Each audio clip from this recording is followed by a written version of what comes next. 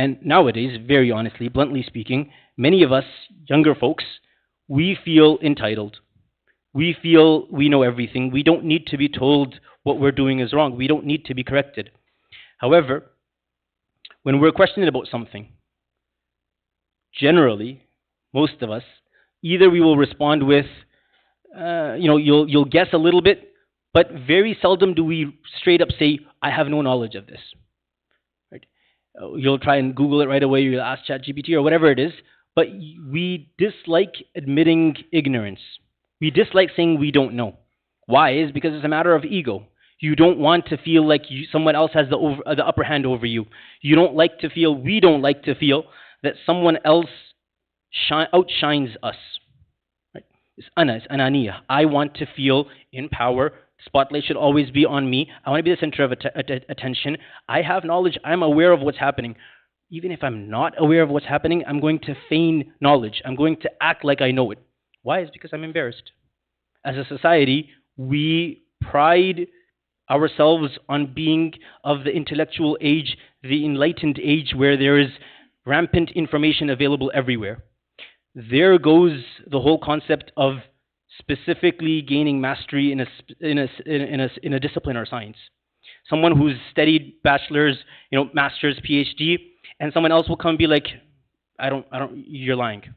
Completely discredit them. With no authority or credibility, they'll come and do that. Why? Is because this is the culture that we find ourselves in. No one likes to be told they're wrong. No one likes to be disproven. You'll argue for the sake of arguing. So what we do normally is, if you know it, you would explain it to the person. This is, if somebody asks you, for example, you have an interest in dinosaurs. My son is going through that phase. He likes dinosaurs. So you have an interest in dinosaurs. And someone asks you a question about dinosaurs, you'll be able to explain that because you have an interest in that thing. If you don't know of it, you will simply say, I don't know. That's it. There's nothing wrong with that. It doesn't make you any less of a man, much less a human being. Because men, we have more of an ego than the other gender. So our ego, Allah mentions in the Quran that Allah أخرجكم من بطون أمهاتكم لا تعلمون شيئا. We were born without لا تعلمون شيئا. We had no knowledge whatsoever. The only thing we knew was cry when you need something. That's it. You didn't know how to express your feelings until you were taught that by your parents and those around you. So لا تعلمون شيئا. Allah says we knew nothing. We come to this world, we know nothing, and then we get refined. Tahdhib. It is something that is taught. We get refined. We are taught, okay, we say please, we say thank you, we eat with our hands, we eat with the right hand. We teach our children this. You're wearing shoes, you wear your right shoe first, and then you wear your left shoe. When you remove your shoes, you wear your left shoe first, you remove your left shoe, and then you remove your right shoe. We teach our children this. Why? Is because we acknowledge that they do not know. But we forget sometimes that we were in that same state and we need continuous refining. We are a raw product that comes into this world. And so long as that raw product remains raw, it fetches no value. Anyone who's into gems and jewelry and whatnot, you will know this. The more refined a product is, the greater the value it fetches, and the more attractive it is in the eyes of others. And the workmanship and all that, the colors show much later. And this is one thing which, unfortunately, we don't give enough credit to, is you see the end product. For example, you'll see somebody who is successful in their career. But we will seldom acknowledge that behind this person who's reached the peak of excellence are his mentors and his parents and those who did ihsan on him and helped guide him along the way, and now he reached there. Right? Now this is where the dilemma is, that we're all, unfortunately, all of us, we have a certain sense of entitlement that we don't like to be refined. At a certain age, you feel it's okay. I know better. I know whatever I need to know. Nobody can teach me anything else. However, this goes completely against the teachings of Allah and His Rasul Sallallahu Alaihi Wasallam. Talk specifically about Musa alayhi salam, because today's Friday, we're supposed to recite Surah Al-Kahf. Musa alayhi salam, he was told to go and seek knowledge by another prophet, by Khadr. And the knowledge that he received or he learned from Khadr was different than the knowledge that he acquired by Allah Azza wa Jal, meaning the ilm tashri'i and takwini. So the knowledge that he received was different. Was he a Nabi? Yes, he was a Nabi. Was he a Rasul? Yes, he was a Rasul. He was from the Ulul Azm, the senior Anbiya, the senior prophets. Despite that, he was advised or commanded by Allah, go to Khidr alayhi salam and learn more. Okay? So the process of continuing to refine ourselves and correct ourselves never ends. It doesn't end when I become a father. It doesn't end when, inshallah, I become a grandfather. It continues because what am I refining myself for? I'm refining myself so I can be closer to Allah and be more safe from the traps of shaitan. Is shaitan going to give up and say, no, because he's a father, I'm not going to mess around with him anymore? Or because he's a grandfather, no, I will leave him? No, shaitan's effort is until a person dies. So why doesn't our effort of islah and tazkiyah and refining ourselves continue until the last moment? Why do we reach a certain age where we become complacent? Ujub. You're like, okay, I think I'm okay now. I think, all these young ones, they need attention now. It's that same mindset that Islah or correction is for these people. It's not for me. It's called exceptionalism in English. Is where we feel that the ego stirs within us the pride and it leads us to believe that we are better than the other person. Others are less. They are simpletons, nadan. They need rules to be kept in place. They need rules so that they can remain insan. Otherwise, they will be savages. But us, we're okay. This is purely from shaitan, exceptionalism, where we feel that this is basically what colonialism did. If you studied, last 300 years, wherever the British Empire grew, they portrayed this image of themselves. The British way of life or the Western way of life is the peak of human civilization, and everything else is barbaric, savages who don't know any better. As Muslims, we believe everyone, no matter how great of a sheikh they may be, or no matter how great of a murabbi or a sheikh suluk that they may be, tazkiyah, everyone needs correction, and they have to seek correction. However, then the question then comes, okay, so who corrects? If I make a mistake, 2 weeks ago I got an email on the masjid email saying that you mentioned this hadith and this hadith is not suitable to be quoted. I appreciated the feedback that the person gave. If he's here, Jazakallah khairan for reaching out to me. But I appreciated the feedback. However, I felt that the person was not following the stance that the scholars of the past agreed on. So I gently corrected him and I said that there are multiple opinions in this, but I appreciate you reaching out. This is the spirit of anyone when it comes to their ego being provoked. Anyone. You point out someone's mistake. What are you doing? You are showing them in the mirror that you have the sickness of jahala, of ignorance. Anyone in any field, you tell them they don't know something, or you point out they've made a mistake, you're pointing out their ignorance. You point out their ignorance, how do you point it out to them? Do you point it out to them in a way that you mock them and taunt them and make them feel like they don't know anything? If you do that, your intentions are compromised. Your intention is you want to belittle the person. You want to point out his weakness or his ignorance and make him feel terrible about himself. However, if you do it in a way where that same mirror, you put a mirror in front of someone and you show them that you've got a little blemish or a little speck over here, and you tell that person, let me help you remove the blemish or that speck.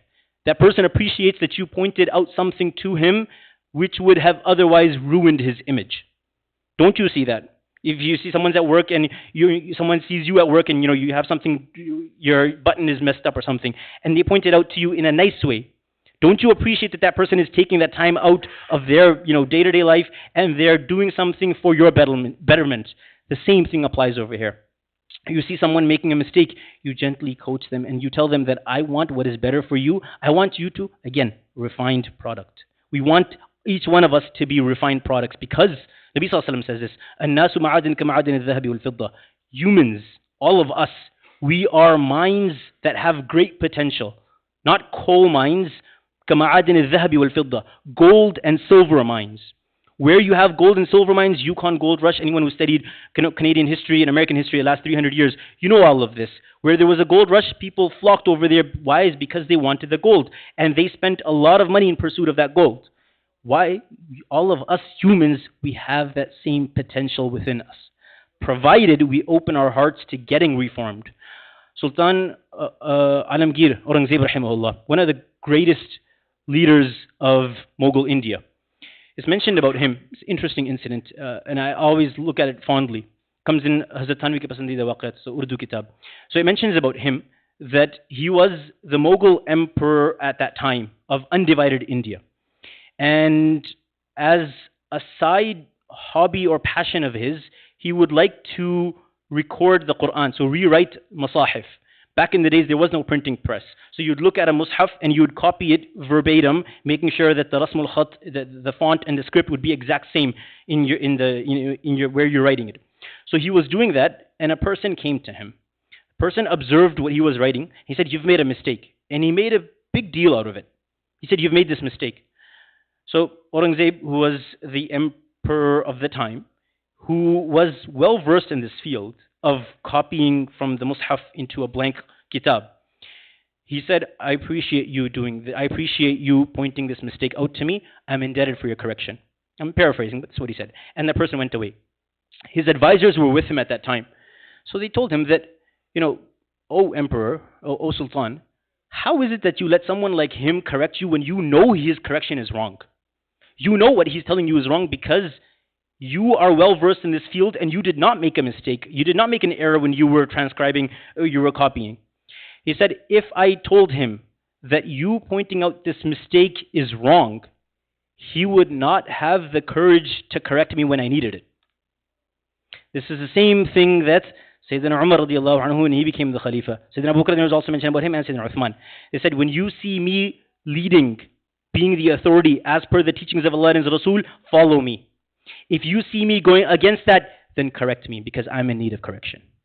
This is who the leaders of this ummah, to understand.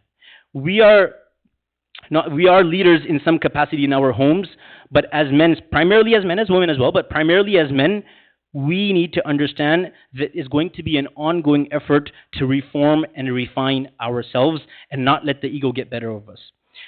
Now, close cousin of ego and exceptionalism is pride and self-admiration. Self-admiration, I mentioned it already, but pride. Imam Ghazali's last book, known as Tabligh ud-Din. After he wrote this book, there was no other book that he wrote, and he passed on. In there, he mentions that pride is from these four things. Ego comes where you have pride. If a person is considered a lower class, a person who is, back in the days you had people who were of janitorial staff that were not given much respect in social standings, they were pushovers. They did not have the courage to stand up for themselves because they were considered at the bottom of the food chain, of the social hierarchy. So if they're at the bottom, then there's nothing. There's nothing for them to stand up for. But all of us will have pride to some extent. Either we have pride because of our knowledge. So main thing over here, ego. All of us. Most of us don't like to say, "I don't know." You say, "I learned it, but I forgot it, or I read something about it." You'll share some sort of a response, anything but "I don't know," and admit ignorance of the topic. So one, knowledge. Second, piety. A person is closer to Allah. He's more devout. Now, shaitan puts that drop in his heart that you are closer to Allah than this other wretched person who he only does this ibadah. And you're there up top. You don't need to worry about these people. They're lesser than you. You're greater than them. And then comes family and lineage, which to a certain extent applies, but under there you take race. Many of us, we still have this racial thing within us of, I belong to this tribe, or I belong to this ethnic area, or even this country. So that's not race, it's more so nation state, and how your allegiance to the color or the country of your passport plays more than your allegiance to Allah and His Rasul Sallallahu Alaihi Wasallam. And then the last thing that comes under this is money and beauty, mal and jamal. So Imam Ghazali says that these are what make a person become proud. These are, in our terms, what entitle a person and enable a person to have ego. Get this right though. It is good to have confidence in yourself. It is good to have basic bit of pride in the deen that we follow. It is good to have self-respect and dignity. However, It is bad to be proud and arrogant. What is it to be proud and arrogant? It is when the haqq is spoken to you, when the truth comes to you, when Allah and His Rasul, something from Allah and His Rasul come to you, you divert away from it, you avert away from it, and you say, no, this doesn't apply to me. This was for those times, or this is for these other class of people. I am beyond that. This is the step that Shaitan took, and it led to his downfall. We do not want to go down that route. May Allah grant me and all of us shifa from this sickness, and grant afiyah to all those suffering in Gaza and around the world. Ameen. Wa akhiru da'wana alhamdulillah rabbil alamin.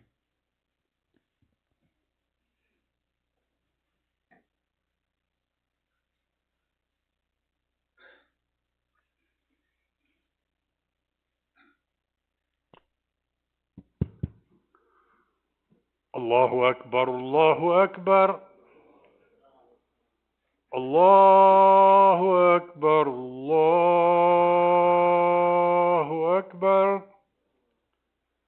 أشهد أن لا إله إلا الله أشهد أن لا إله إلا الله أشهد أن محمدا رسول الله أشهد أن محمدا رسول الله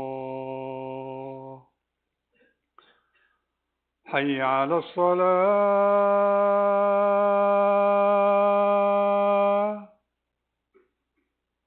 حي على الصلاة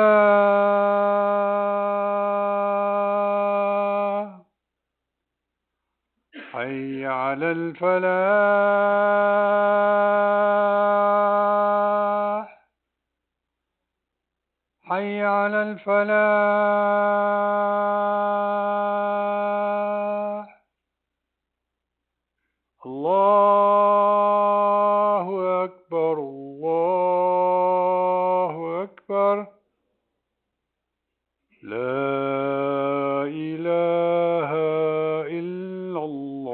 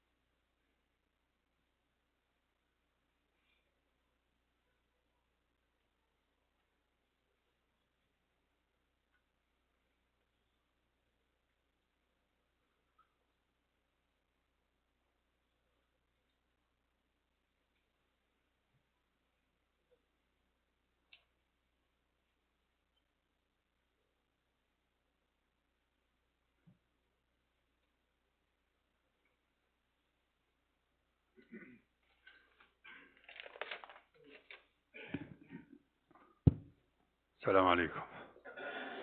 Can I ask everyone if you find a spot in front of you, just fill it up, inshallah, so that people outside will join us, inshallah. As we know, Ramadan has come and gone, so I hope people are following up with Shawwal as well. I mean, today is the first day of Ayam al-Bid, so you can join with Ayam al-Bid and fasting for Shawwal, inshallah, so that all of us will get the ajr, inshallah. We started our regular programming again. We resumed our Sunday halaqah and some other halaqat. So, inshallah, if you have any new things that you want to halaqah to be here, just let us know, and then we'll continue and we'll do that, inshallah. Our pizza sales are back. Please make sure to grab your slice of when you are leaving. And there is an important thing I want to share with you. Election is coming on the 28th of April. And this election is important to us as Muslims. If you are jealous about your deen, you have to go out and elect. You have to vote.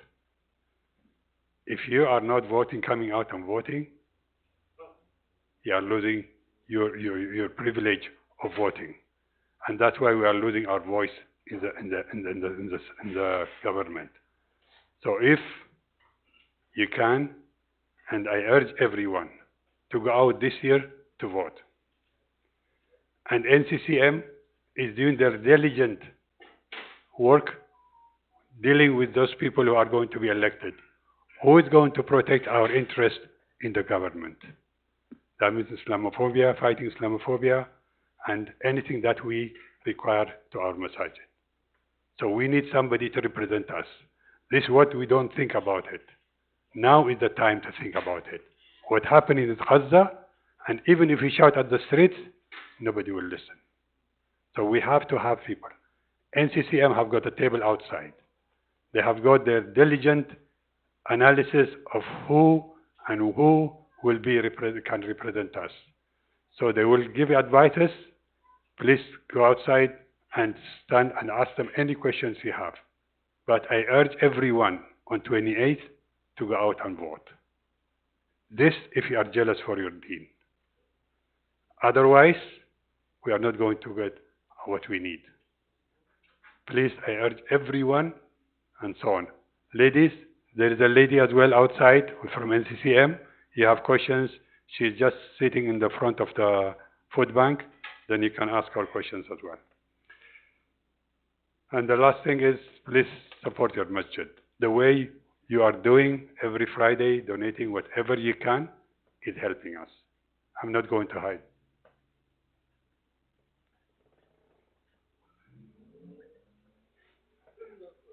And there will be a Palestinian or election workshop to be done here at 6:30 on Sunday. If you can have, this is workshop to tell us how we can vote, what's the best way to do it, and we have to do it. They will show us so many things. It's a workshop, and they are going to do other presentation. If you have time, come. This is not a time to sleep. This is a time to wake up. And we have slept enough. And we are about, in this riding only, 4,000 something voters. If we all go, the person to win only needs 2,500 to win. So if we all go, then this person will represent us. And we can ask what we want. And this is what we are losing. We are losing a lot. So if you don't like what's happening to the Palestinians, go out and vote. If you don't like what's happening to Muslims, Islamophobia, to our sisters, go outside in the world. We need this to do it really properly now. We cannot tell you who to vote, but we can find out who is really going to support our needs. So I will leave you with that. Inshallah, we'll be successful this year. Jazakumullah khair. Sunday 6:30 here at this masjid. That's after Asr Salah.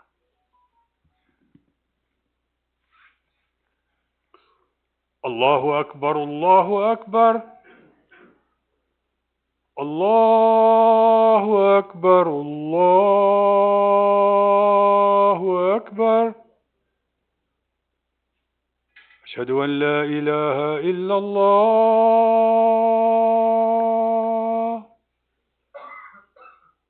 أشهد أن لا إله إلا الله أشهد أن محمدا رسول الله أشهد أن محمدا رسول الله حي على الصلاة حي على الصلاة حي على الفلاح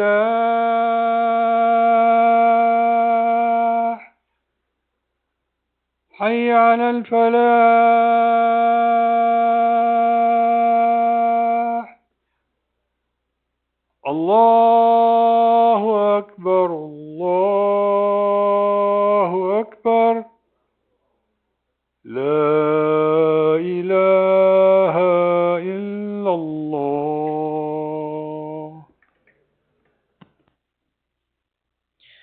الحمد لله الخالق البارئ المصور العزيز الجبار المتكبر العلي الذي لا يضعه عن مجده واضع الجبار الذي كل جبار له ذليل خاضع كسر ظهور الأكاسرة عزه وعلاؤه وقصر أيدي القياصرة عظمته وكبرياؤه فالعظمة إزاره والكبرياء رداؤه ومن نازعه فيهما قصمه بداء أعجزه دواؤه جل جلاله وتقدست أسماؤه وأشهد أن لا إله إلا الله وحده لا شريك له وأشهد أن سيدنا مولانا محمدا عبده ورسوله أما بعد فإن الكبر والعجب داءان مهلكان عند الله ممقوتان بغيضان قال الله تعالى إنه لا يحب المستكبرين وقال عليه الصلاة والسلام وأما المهلكات فهوى متبع وشح مطاع وإعجاب المرء بنفسه وهي أشدهن أعوذ بالله من الشيطان الرجيم وله الكبرياء في السماوات والأرض وهو العزيز الحكيم أقول قولي هذا وأستغفر الله لي ولكم ولسائر المسلمين فاستغفروه إنه هو الغفور الرحيم.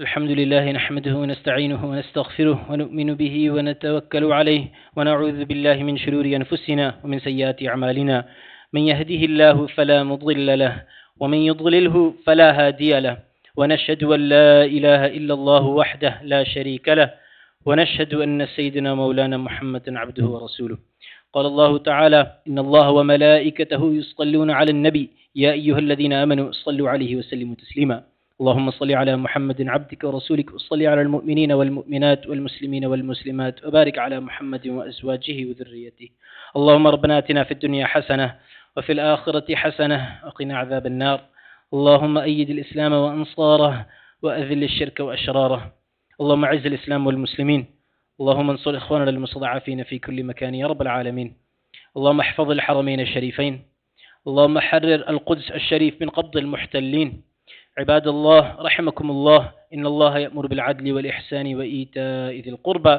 وينهى عن الفحشاء والمنكر والبغي يعظكم لعلكم تذكرون واذكروا الله تعالى يذكركم وادعوه يستجب لكم ولذكر الله تعالى أكبر والله يعلم ما تصنعون.